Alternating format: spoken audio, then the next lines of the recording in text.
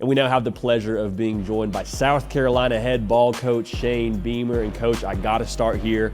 There's a short social media clip put out by your team about the military workouts that y'all recently just did. At the end of that video, it shows you calling out the whole staff and say, hey, I need 7 staff members to go through this military obstacle course with me. I need the backstory, and then also how did y'all do in the old overall obstacle course there? So backstory was we went out to the local military base here in Columbia, Fort Jackson. So thankful for those guys and so thankful for all they do for our country and the freedoms they provide us as well. And it was a great team building, team bonding morning over at Fort Jackson. So our players went through it was a 16 station obstacle course where they're in the mud, they're dirty, and I mean it's taxing. And I try and stay active. I like to work out. I think I'm still young. And I was watching it thinking, going back and forth the whole time, thinking, do I want to do this myself? Looks fun, but then again, like they're getting completely soaked in mud and dirt and whatnot. And the answer ended up being yes. And then what we initially had decided was we were going to take we had 10 teams, and the top 4 teams were going to compete and have to go through it one more time to determine who the champion was.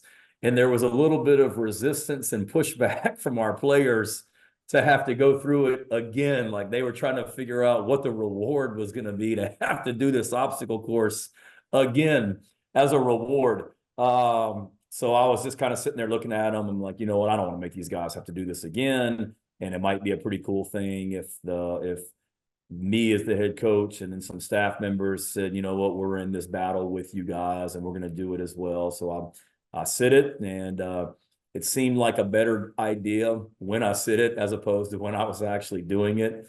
Recruited some other staff members, got super muddy, super dirty. Time-wise, we weren't last, but we weren't first either. But we weren't far off. But as you know, if you're not first, you're last. And so we weren't overall. We didn't win it, but I thought we had a respectable showing. And then we had the entire team basically running with us through this obstacle course, cheering us on and supporting it. So in all seriousness, it was a really cool moment for the team and team bonding. And they got to see, you know what, the coaches are going to get right in the middle of this thing with you guys, not just at Fort Jackson, but all year long. I know that had to make a lot of those other buses on the ride home, a lot of the players that didn't go through it another time, that probably helped the overall vibes for the rest of that day, knowing that their coaches went through it with them.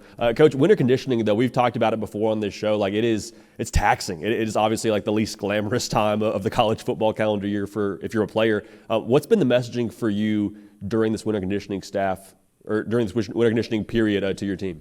Yeah, I think the thing for us is looking back at last season, record-wise, we didn't finish where we wanted, but we weren't far off either. You know, we had an opportunity to win every game going into the fourth quarter, and we just, in a lot of those games, we just couldn't get it done. We couldn't finish and couldn't get over the hump. So taking a step back and just looking at everything that we're doing and how can we be better, and just challenging every single person in our program to be even more personally accountable. That, you know, it starts with each individual and being better than we were last season, including me as the head coach, and to be the reason that we have the success that we want to have this season. And really proud of our guys, the way that we've worked. We're going into, as we record this, we're going into spring break next week, and then get ready to crank up a spring practice when we come back. But really like what our guys have done since we came back in January, and we've been going at it since the Monday of the national championship game is when we started winter workouts, and really like this group coming back and their maturity and how they're going about their business. And Coach, a lot of new faces on the staff as well, from Sean Elliott being the run game coordinator and tight ends coach. Y'all just hired Mike Furry all of like around 24 hours ago, the time I was recording this. What was the philosophy for you with making these new hires to your staff? Just how we can be better. You know this from being around the profession. I mean, every time you have an opening, it's always a different fit, maybe what you're looking for each and every time. And what I was looking for at one position last year or 2 years ago maybe isn't what I was looking for this year. and just trying to find guys at the end of the day that can make us better on and off the field. And areas where maybe we weren't good enough at last year, bringing in guys that can help more and whatnot, and feel like we have. I like the group that we have right now. It's a group of guys that want to be here. That was telling my wife, just the staff dynamic, the staff chemistry. We have been together a short period of time, but I can already tell there's a difference, and not that it was bad last year, but just a difference and a more of a connection than what we had. And excited about the hires. They're excited about being here and eager to get to work with them. And new faces on the roster too, Coach. I mean, y'all attacked it in the portal, a top 5 portal class, brought in almost 20 guys. Was there a certain filter for you with deciding, okay, who are the right guys to bring in, not just for the roster, but also for this like insanely exciting and awesome, attractive culture we have in Columbia? Yeah, and that's the thing. There's a lot of talented guys that were in the portal that we looked at and evaluated, but they've got to be a fit for what we're about, and they got to be about the right stuff to fit what we're doing here as a program, culture wise. And there were some guys that we brought in on visits that at the end, I didn't feel like they were a fit for what we wanted and needed.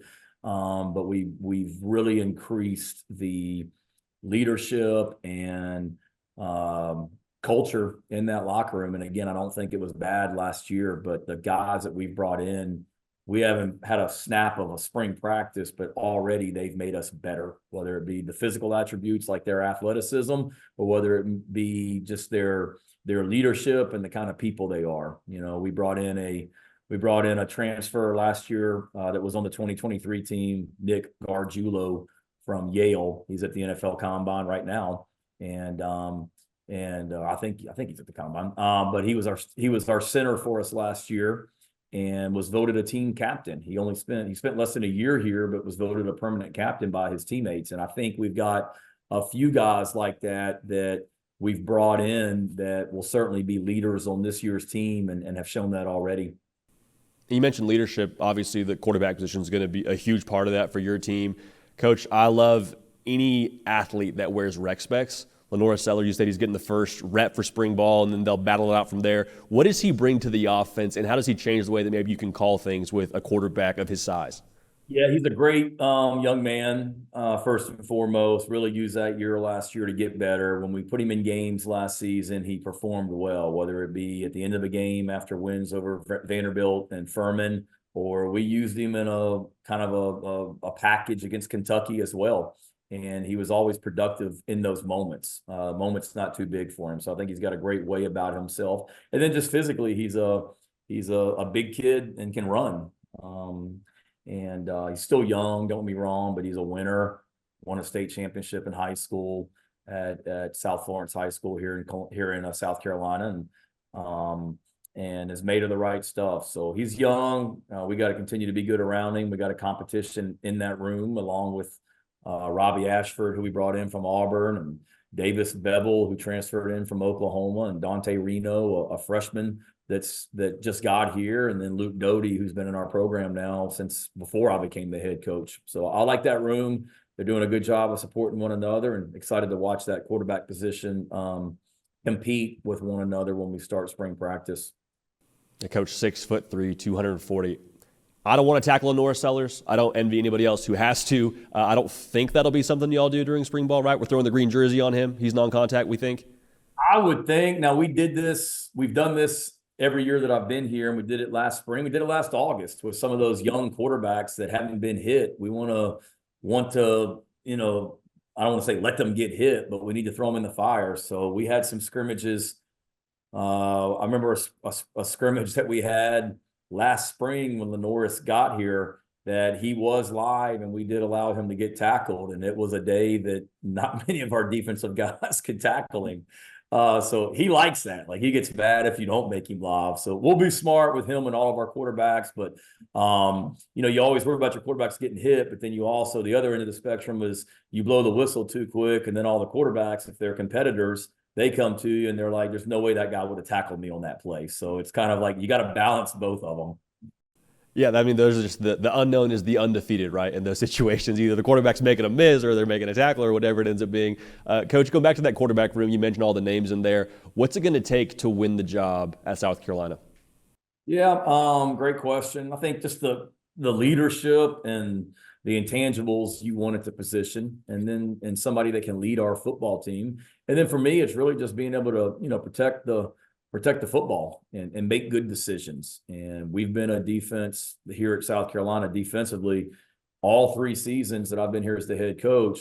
We've either been first or second in the SEC in takeaways defensively. So we need to continue to do a great job of creating turnovers on the defensive side of the ball, but we need to do an even better job offensively of protecting the ball. And we didn't do a great job of that in 2021 or 22.